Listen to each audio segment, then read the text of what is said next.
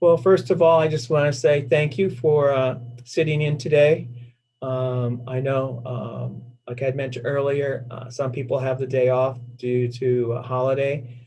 Others are dealing with bad weather, so I do appreciate those of you that were able to sit in. I kind of knew that we would run into this today after I read the Facilities and Operations Committee canceled their meeting today, so I kind of knew that we might not have the type of turnout we've had in the past. So again, we'll walk through this, and again, we'll have a chance to introduce ourselves. The next slide is information about ACUHO-I online resources. Again, we have the ACUHO-I communities that you get information about.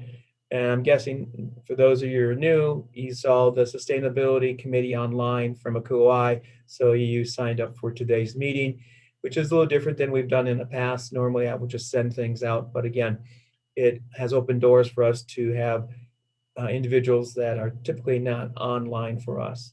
And then again, the big one that we're all dealing with is resources on COVID-19. So again, information that ACUHO-I does provide for us. Again, being members, we have some benefits for that. Next slide is, again, my name's Robin Gagno. I serve as the committee chair. And we're also looking for a new committee chair to take over starting in probably July or sometime after the ACUHO-I meeting or convention and expo that is happening in June. Spencer Geese is research and educational specialist, who is our liaison from the ACUHO-I office. In the past, it was Emily Glenn, who is not working for ACUHO-I anymore. So Spencer is serving as a liaison to both the Sustainability Committee as well as the Facilities and Operations. Next is a chance for us to get to know each other a little better, since it is sort of a roundtable. It gives us a chance to share some of the resources that we have at our different campuses. And so what I'd like to do is have you each introduce yourselves. If you'd share your name, your institution. And today's question is, what is your favorite holiday in February? I'll go first. To start out, again, as I mentioned, it's Robin Gagno. I work at Baldwin Wallace University. I have a dual relationship. I work with Res Life and our buildings and grounds. I serve as sort of a liaison between both offices, working with new construction, which we don't have right now, but working with renovations and preventive maintenance. My favorite holiday is February 6th. The reason I have February 6th, it's not really a holiday like Groundhog's Day or Valentine's Day, but like 3 years ago, we were going to the winter meeting, which is at Camp Tecumseh for Great Lakes ACUHO. The person I was driving with, her fiance proposed to her 5 o'clock in the morning before we left at 6. So for the next 5 hours, all I got to hear about was her wedding plans. 5 hours of wedding plans until we got to Camp Tecumseh. So I remember that date, and I'll never forget it because I've never heard of so many wedding plans before. So that's my favorite date. Who wants to go next? I can go next. Hi, I'm Lisa Alexander. I'm the coordinator for sustainability programs at the Department of Resident Life at the University of Maryland. I work primarily with all of our behavior change programs around sustainability, any of our programmatic work outside of just our behavior change programs, like our waste programs. My favorite holiday, I don't know that I have a favorite holiday or day or something like that. I do like February because now I try to focus on this stuff all year round, but February in particular gives me the opportunity to highlight and make more connections with students around Black environmentalists, folks that have made a lot of impact around environmental racism, environmental justice, because we've created, or the world's created, a month, but I talk about it all year round. It just tends to get better highlighted in February. So that's what I like a little bit about February. Okay. Thank you, Lisa. Hey, my name's Octavio Aguado, and I'm a resident hall director over here in Valdosta State in Georgia. And I guess my favorite holiday, February, would be, it wouldn't be a favorite holiday, but favorite day is the 28th, just because it's the shortest month of the year. Payday's quicker.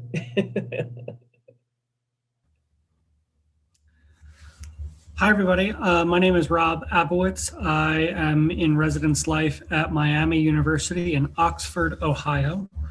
And I am not particularly active in ACUHO-I or our regional, and I just kind of saw the thing that came across, and I haven't done anything with this committee, so I'm just kind of curious to see what's going on. And I do advise our eco reps on campus and oversee our Share Fest event that where we reclaim students' still useful belongings at the end of the year, both on campus and off campus. Let's see, a favorite February holiday. I nothing really comes to mind. I guess Groundhog's Day. I like that movie, Groundhog's Day, but that's about it. And we have a former assistant director of residence life at Miami. I don't even know where he is. I think he's in Maryland. No. I think he's in upstate New York now, and he is an official like Groundhog's Day marshal. Marshal is what he calls himself, field marshal. And I get an email from him every year about Groundhog's Day, alerting me of what the groundhog saw his shadow or did not. So that's what I got on that. Just to add in that we have one of our professors, and during Groundhog's Day, during the day on Facebook, I didn't know there were 50 some groundhogs, and they each have their own name, like the Ohio is the Buckeye groundhog, and he gives his prediction. Wisconsin has the Buckeye groundhog, which is called the Badger. So I get an update on Facebook all day of how many groundhogs say it's going to be 6 weeks or less or whatever. So it's kind of interesting. And now there's a chicken. I forgot, one state has a chicken that predicts whether it's another 6 weeks, etc. So it's kind of interesting when you think about Groundhog's Day and how it has progressed. It originally was a badger for those of us from Wisconsin, but there's not too many badgers in New England, so they changed it to a groundhog. So I thought that was kind of interesting. Some history, if you ever want history about groundhogs, I hear a lot of it from one of our professors. So thank you everyone for sharing, and for the new people, hopefully you can find something during our meeting that you find useful, and hopefully you can share some of the programs or some of the things that you're doing on your campus as well. So thank you for the quick introduction. Next is, again, just a quick update. There is a Housing Facilities and Management Committee meeting that happens just before us at 3 o'clock. And again, that's hosted by Teresa Fredericks, who is at Missouri State University. Typically, they have someone from that committee who sits on this committee as well. So we work together and share resources together as well. Their next meeting is March 15th, which is a Monday. And again, it's 3 p.m. Eastern Standard Time. Our meetings are at 4 o'clock Eastern Standard Time, and our next meeting will be also the March 15th as well. So I don't see anyone on that committee, so we'll move on. One of the things that we do as part of one of our goals is we do a Sustainability Scenes newsletter, which is basically comes out once a quarter. And there's a link right there if you want to look at some of the articles that we do. Again, the articles are written by members of the committee and faculty that we work with indirectly. So if there's a topic that you would like to share in reference to what your institution does, a lot of the information in the newsletter is based on, again, information you share from your different institutions. I did one. We have a Grind Energy on campus, Grind 2 Energy on campus, which deals with all our organic waste. And so I've done an article about that program, the benefits from that. And then I also had the person that is our contact for Grind Energy to give an update on Grind Energy and how they deal with organic waste on different campuses as well. So most of the stuff is, yes. Robin, could I trouble you to put that link in the chat because I can't click on that link from here. Well, at the end of the meeting, I'll get there. I got it, Robin. Got it? I'll throw it in. Okay, thanks. Yep. There it is. Again, Thank you both. well, you're welcome. Yeah, one of the things that we do is, again, we do articles in reference to stuff that we know about. So again, our next one is, deadline is March 1st. So far, I only have one article that I'm working on. So if anyone has an interest in writing a quick article, they're not that difficult. They're typically between 300 to 500 words on a topic. And then we like to provide photographs as well to highlight the different things that we're working on. So something to think about. I think I've written articles every month for the last couple of years. It's not as difficult as I thought it was going to be, but it's a lot of fun too. It also gives me a chance to learn new things as I, again, look at some of the articles. A lot of the articles are things that people have submitted that I've done on my campus, I've done at our campus since things that I don't run across normally. Like we're collecting plastic bags now that I learned. Texas A&M did an article on that. And we also are doing one on K-Cups. We've done that. There's an article on there about K-Cups, how you can send that in. And they use the grains from the K-Cups. So it's not going back into our trash. So things that we can help with the environment. Okay. Is there a theme at all for this issue? Or is it just in general stuff? It's just general stuff. I did one last week on the change of Recycle Mania to Campus Race to Zero Waste, which is a same program, it's just that they've changed their name to better reflect on what they really do.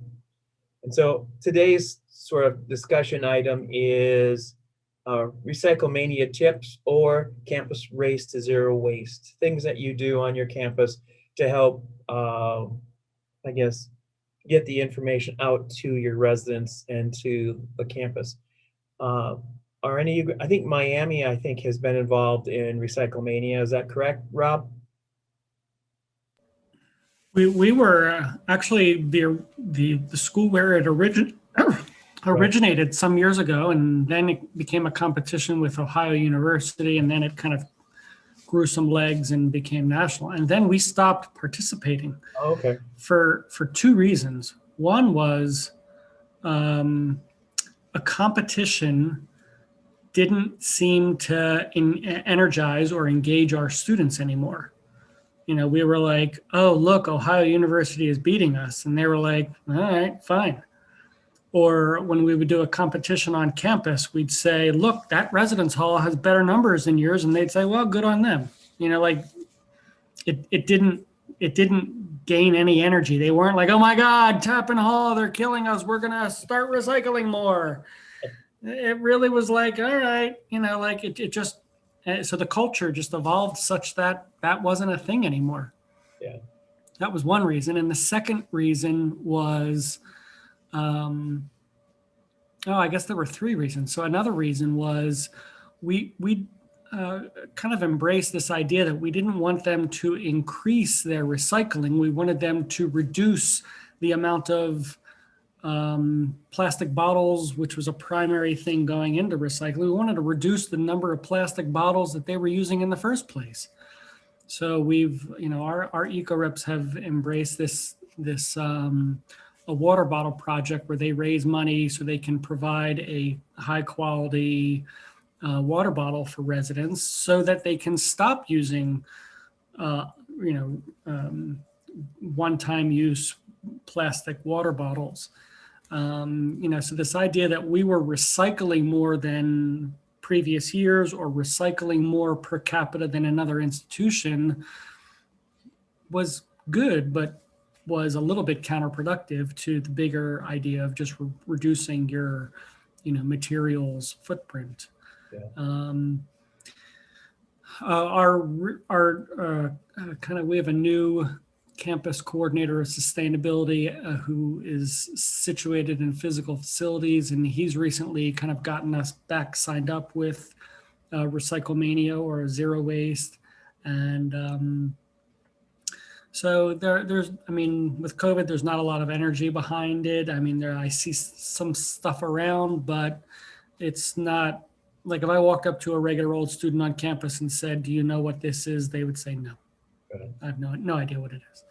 I think the third issue that we had with Recyclemania was the method for measuring it felt flawed at best, because a lot of the recycled materials, like, if someone recycles a water bottle and it's half full of water, we're still going to accept it in the recycling bin, and it's still going to make its way through. And once it gets to for us, once it gets to Rumpke, it's going to get crushed in their plastic recycling crusher, and the water is going to drain out of it, and it's going to make its way, like normal. But the half a bottle of water is contributing to the weight of that. And if we do this by weight, you've wrongly counted for an extra 2 pounds or whatever it is of recycling. And, like that water compared to 7 more plastic bottles, the weight doesn't even add, it's inaccurate. So we kind of, got away from this idea that, well, we can weigh it. And, and even though our eco reps do a trash audit and they do a weight comparison, there's a big asterisk next to that weight all the time. Yeah. So that was our third reason for kind of saying, we're not in love with it. Yeah. I think we're in a similar boat. I think if you would ask the average student, they probably wouldn't know the difference of campus race to Zero Waste to Recyclemania. But again, we try to update or help educate our RAs. We do a program typically when they come back in January. But again, with COVID, a lot of our training didn't happen as like we used to. So a lot of it is, again, for us, signage around campus. We've increased the signage again to the residents, as well as work more closely with our custodial staff. Again, we don't weigh things. We take an average weight and base it on that. And we compare it from one year to another. The competition from school to school is really not why we do it. It's to hopefully educate our students to be more, to really think about what it really means to be sustainable, not just on campus, but as off campus. So yeah, I agree. You throw something in that's in the trash, versus what we can do to keep stuff out of trash that goes in the recyclable area. And our recyclable company is very picky. If they find anything that is like food containers in the trash, they charge us. So the more we can educate our students to recycle recyclable materials versus contaminating our recyclables, it saves us money in the long run. So that's one reason why we do it. Again, for us, I work closely with our housekeeping staff to, count things accurately as much as I can. But on weekends, it's a crapshoot if they really do it. And then we have our academic custodial staff and our res life. Our res life staff kind of buys into it. Our academic custodial staff doesn't really buy into it. I don't know if they really give us accurate numbers. But again, it's our way of trying to educate our community on what it means to be sustainable. Other things other schools have done to promote Recyclemania. I think you have, Rob, you said you have equal reps.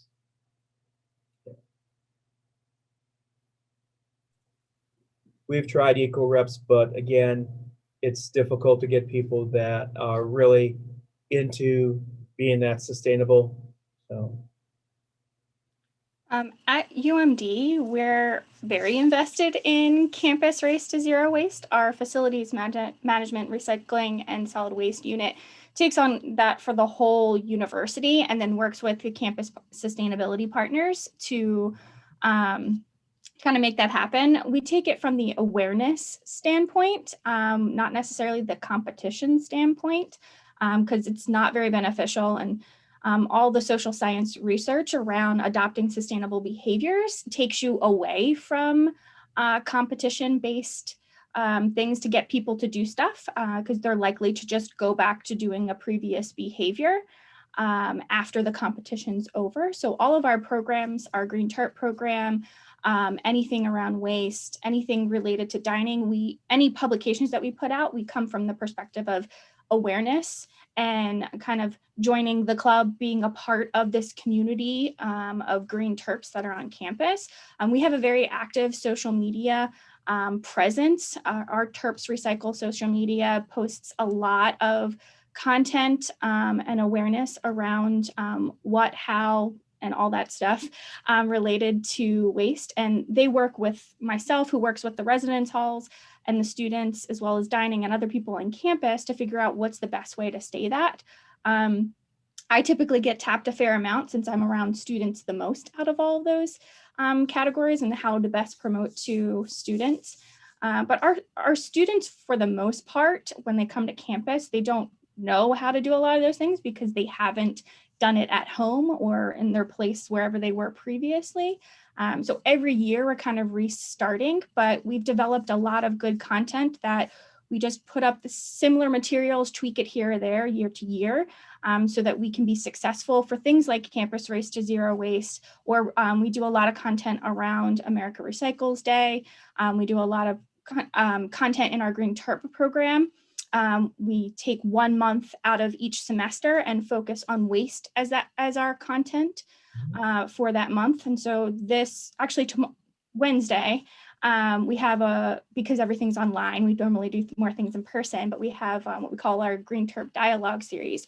And it's specifically about waste and addresses single-use plastics and a conversation and dialogue about that. And we do that twice a month, and there's a different topic every month. So this month we'll be focusing on waste, and in September we do waste as well, since people are new and they're just learning about that topic. So waste is a huge, huge part of my job and educating educational program, but I get to work with so many great people on our campus that I can't take full credit for all the stuff that's produced.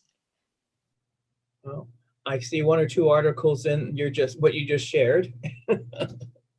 So if you have time. Okay, any other thing about Recyclemania that you do on your campus? I like the social media. We haven't really utilized that as much. We just started doing more of it in the Res Life area. So that gives me some ideas or suggestions of things to work on in the future. Any other suggestions? That's awesome. Well, I'm just a graduate student here, and so I just got here to this institution.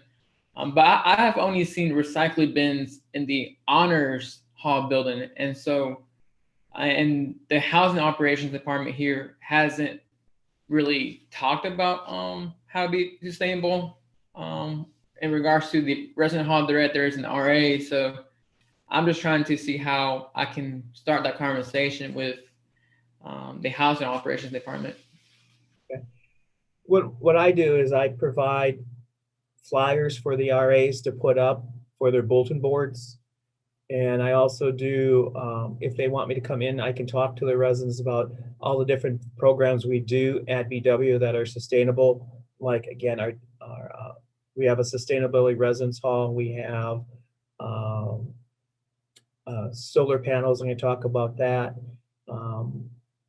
We provide, opportunity for equal reps, but again, it's hard getting those. This year has been more difficult than any other year due to COVID, but again, we really don't provide any funding for that because those budgets have been cut this year, but again, hopefully next year we'll have more funding to help with that as well. And one of our big programs that we try to do each year is at the end of the year is collect as much stuff we can donate, like food that's left over, students who don't want to take cans of green beans or Roman noodles or whatever else, and we collect that. And then we have different places in our community.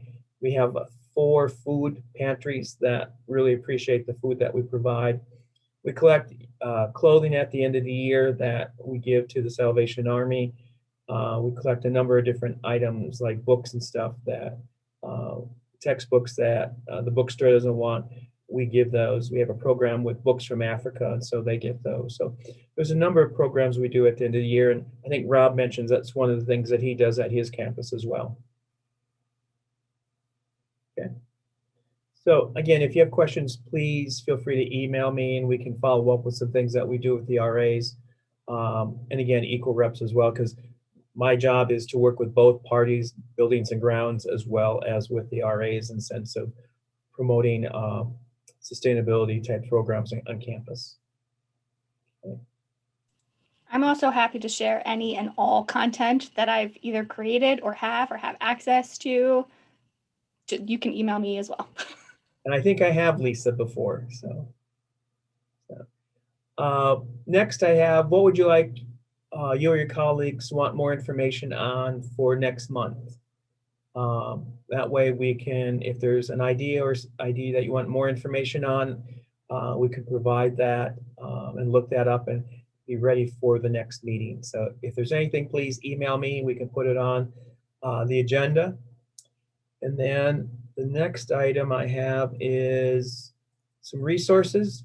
The College and University Recycling Coalition has some upcoming webinars. So if you're interested in those, there's some times. And so most of those, there's not really a cost to them. And sometimes you can just sign up. They're very helpful. And those are listed there. I think I'm signed up for a couple of those that fit into my schedule. And the next one is Keep America Beautiful. They have some webinars. I've signed up for Zero Waste Communities, A Vision of the Future. There's a few others that may interest you as well, that are hopefully something that you can share with your colleagues or that you're interested as well. So I like to provide information that I can, that I pick up from the different organizations that I'm involved with that help promote sustainability. Okay. And then information about, again, Recyclemania. Again, it started last week, so we're collecting data, and so that's been very helpful. So let me think where we are. Okay. Next is some information that I collected from different universities. One of the questions that came up last week or last month was recycling signage, and we use Recycle Across America. That has different signage in relationship to recycling and trash. So you have your landfill, your trash, and your recyclables, and they have different signage that you can look at, that you can purchase. We use them because, again, anytime we have signage is the big thing for us, that we use it in residence halls, and now we're starting to use signage that we use in the residence halls in the academic areas. And so that helps a lot when you have a standard form that you use. So there's information about that. And there's University of San Diego, they have the Residence Life Sustainability Guide, information about what they use in the residence halls and some of their eco-rep programs as well. Okay. And next slide is information about ACUHO-I in a sense of some of their programs. And we're very fortunate that we became part of ACUHO last year, and so we've been attending some of their programs. So there is a list of their calendar that you can look up, and it has some of their programs they're offering. And then the next thing is, again, articles for the next newsletter. So any suggestions of things that you and your different areas would like to see articles on, that helps sometimes for us if we have at least a focus of what we can look at or we can put together. In the past, sometimes two of us have gone together to do an article that someone brought up as something that they're interested in. So any interest in submitting an article or collaborating on a topic that you're interested in? I don't want to put the new people on the spot because you may not come back if we make you work right away. It's really not that complicated to write an article. I've done it a few times over the years, so if you're nervous about it, it's not that big. It's a big deal. Of course, it's a big deal. It's a publication, but it's really not that nerve-wracking. It's just, writing something. Think of it as for fun, but it is kind of serious. Well, thank you, Lisa. I appreciate the promotion of writing articles. So that's all I have. Again, like I said, our next meeting is not until I think it's March 15th, which will be at 4 o'clock. So again, if you're interested, information is going out now through Kuai, so you can sign up that way, or just send me the information. I can send it to you as well. So Robin? Oh, yes. sorry. You mentioned earlier in the slide something about a new chair. I don't know if I maybe missed that in the last meeting, or if there was slides. I don't think I saw it in slides previous. Like, Okay. what does that mean? Like, how does one, if they're interested in being a chair, is there like a site to go to to find out more information? No, I can send you the job description if you're interested in it. I've been the chair for the last 6 years. I have too much going on with Great Lakes ACUHO that I need to step back. And so we're looking for someone to take over after I think after the Kuai national conference, which is in I think June this year. Is it usually only just a chair, or is there ever like been two people, like a chair and a co-chair, like That's partner up chairs? to the person who becomes chair. Okay. I tried to get a co-chair to sort of follow me this year, but I didn't get a lot of interest. And Oh, I don't remember anything coming out about that. I would have totally been like, yes. Okay. I must have missed that. How did I miss I that? missed that, yeah. So we're really pushing it this year because again, I need to step back. That's why we're really pushing it now. So I know they're promoting it at the meeting prior to us, and I'm promoting it this year as well because again, I need to step back. I will still be part of the committee. I'll still attend, but not serving as the committee chair. Totally understandable. So if you're interested, email me and I can send you the job description. It's not that difficult. I've enjoyed it. I think it has enhanced my job because of the articles and having an opportunity to learn from what other people bring to the table. So it's been a lot of fun. Okay. Does anyone have anything they want to share? Any announcements, updates? How can I access like the webinars? I'm not sure how to access those. Okay. If you go, let me see, can I, if you go to College University Recycling Coalition, go to their website. And then if you go to their website, you can click in and you can look at the different programs. Look under upcoming webinars. And the same thing with, where's the other one? That's UCRC. And Keep America Beautiful. If you go to Keep America Beautiful, if you look for upcoming webinars, they should be right there, so you can just sign in. Does that help? Yeah, thank you. Thank you so much. It's my first time here, so thank y'all for giving me all your tips. All right. Come back next month. We'll have more. All right, everyone be safe. Take care of yourselves. Thank you for joining in. See you next month. Bye. Thanks. Nice to meet you. Take care. Bye, Rob. It's good to see you again. See you, Robin. Be well. Thanks, you too.